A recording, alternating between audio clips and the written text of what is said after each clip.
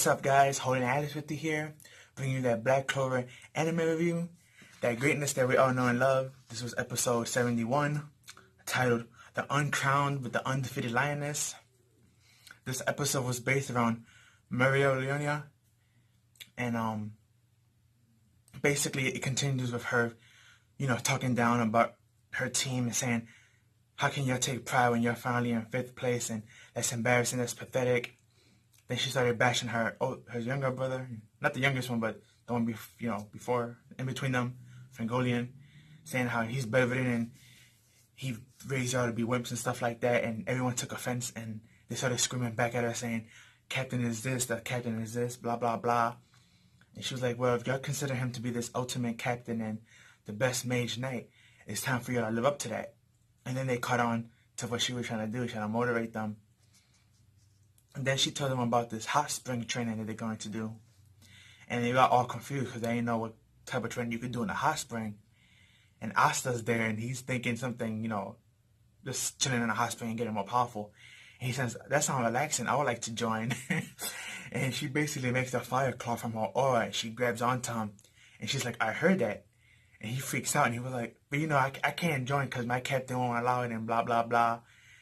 And she was like, oh, don't worry, I got that covered. And we're trying to be slick, and he was trying to escape. But unfortunately, she made another cat claw from her aura, and she grabbed him as well. And the elf, Syria, I believe her name is, Yuno's elf, was trying to make her take the claw off, but she just blew her away. And then we switch over to our bar scene, which this was the most funniest part of the episode. The whole episode was funny, but this was the funniest when they switched over to the bar scene. Because you have Yami just cracking up and he's drunk and he's just trolling everybody and he's like, how does it feel to be 2nd and 3rd place? I mean 3rd and 4th place and blah, blah, blah, and being defeated by the Black Bulls, and he just trolling on everybody. And we had this funny scene where Silver Nazel was gonna fight him for him talking, smack. But then the barkeeper was like, here, a free drink on the house. And he drank it and he calmed down. And then Kaiser is trying to calm him down as well before this, and just Yami is the man. Yami started making fun of him and saying, you have a crazy hairstyle too. And Kaiser didn't like this, so Kaiser just took out the book real quick. He seemed to be a chill character, but at the same time it looked like he flies off the handle as well. Then the same thing happened again. The bartender was like, here, a free drink on the house. He drank it. He was like, oh wow, this is real good, and he kept on drinking it.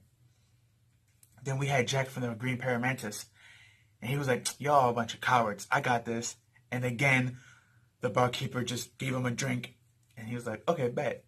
And he ain't do nothing. And Yami was like, oh, you're all a bunch of cowards. This is why we came in 2nd place and we defeated y'all and stuff like that. And you have Charlotte in the background. And I believe her name is Dorda. Or Dorfia. The other female knight that she does nothing but sleep. And they in the back, and she's like, she says some things, she mumbles here and there because she's depressed and sad. Even though I believe she came in 6th place or 4th place, one of them, she wasn't there. And she got, her and Yami got screamed at for not being there when they were supposed to. So she feels embarrassed about that. And then the other female captain, Doria, she's there, and it's funny because she's always doing nothing but sleeping. But in this episode, and even in the Black Clover, Petite Clover episode that we get after the episodes, those couple of seconds that we get, we find out that she does talk and she responds. But the way she does it in her snores. She has different snores, and it's kind of you have to know what her snores mean for you to understand what she's saying when she talks to you. But she is very attentive of what's going on around her. It's just the way she talks because she's sleeping. She doesn't earn snoring, which is funny.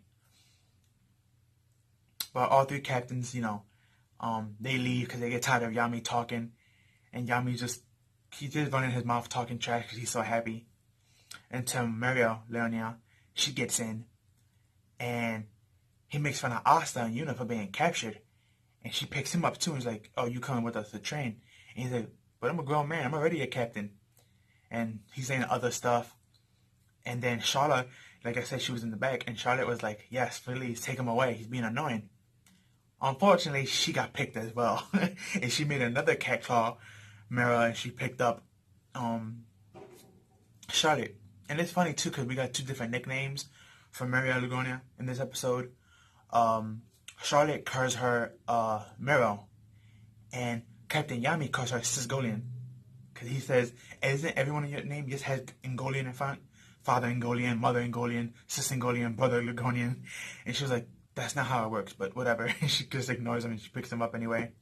And she busts out the bar. And the barkeeper was trying to make sure that they don't damage the bar, but unfortunately, there's no stopping the undefeated lioness, and she broke right up through the door. And the barkeeper got out and he bowed and he was like, thank you, come again. And that's when we realized that the barkeeper is the one, the only, the most powerful person in the series, the Troll Mage, or the Troll King, as I like to call him now, which is the Wizard King, or what I call him is Troll King, because he's been trolling everybody for like these past couple of episodes. Even in the beginning of Black Clover, he was trolling, pretending to be an old lady just to go out and have fun and spy on people. So, biggest troll in Black Clover definitely is the Wizard King. But they get to this hot spring, and this hot spring is actually a mountain. And Mira, she states that if y'all can pass this mountain that's going uphill and get to the top, you can finally reach the hot springs, and you can enjoy your reward and be there. But you have to go through this mountain, and the mountain is a volcano, and it's constantly spitting out lava and acid and smoke and all that other stuff that volcanoes do. And everybody had trouble trying to proceed because it's just so extremely hot. But then, thanks to Charlotte and Yami, they use a basic magic skill called Mana Skin, which is basically summoning your magic and turning it into like a skin or aura. Kind of like in Hunter x Hunter, when they use go on themselves and they cover themselves in their aura. That's technically the magic version. Technically, Yami and them, you're using the magic version of that, which is called Mana Skin. And they were able to move forward and destroy all the rocks and lava that was coming at them to keep climbing upwards. So Leon told his squad, we have to do the same thing. And even Yuna was able to do it. And, they all went up and they told Asta, we see you later. And Asta and Noelle was the only ones left behind, with Mera watching them. But then Mera went up to Noelle and she gave her a speech saying how not just outside but inside you look like your mother. And we get some flashback about Noelle's mother, and apparently she knew she was going to die if she gave birth to this child. That she was either going to die or be crippled and never go back to the battlefield. But she was okay with that. And there was even a sentimental scene where I believe her name is Acer, the mother of Noelle. She took Mero's hand and she put it on her belly. And she said, just like a warrior would give his life for his country, a mother would do the same for their child. And she didn't understand it to that moment when she touched the belly and she felt that other life. Then she started to understand what she meant. And it seems like Noelle's mother was very close to Mera Lugonian, so that's pretty nice to know. I thought all the warriors just hate each other, but it seems some of them are actually close. Even Frigolian was there crying as a kid, so he seemed to be close to her as well. But she gets the courage, she moves up and stuff. Then it's Asta's turn. And the way she motivates Asta is more through, I guess you can say, embarrassment and mocking him. She's like, I thought since you ran second rookie that you'd be a great one, but it seems like all your accomplishment is just done by luck. Well, maybe that luck can get you to be Wizard King one day. But if you know what I mean, just go home. You're not ready for this since you can't use magic. And we don't get to see her eyes where she's speaking. They shut it out. But she turns around and she walks away. And Asa was like, nah, the hell with this. I'm going to make sure I pass and get up there one way or another. So he sticks his sword into the ground and uses it as a crutch to lift himself up. And he roars saying, I'm going to do this. And that was basically the end of the episode. But this was a very interesting episode. Very great. Especially because, like I said before, best girl / best lady is Mero Leonia. Hands down. The undefeated, the uncrowned lioness. But it's nice to know that she's actually pretty smart. And she's not just stronger than Frangolian, which was stated she's actually pretty smart too.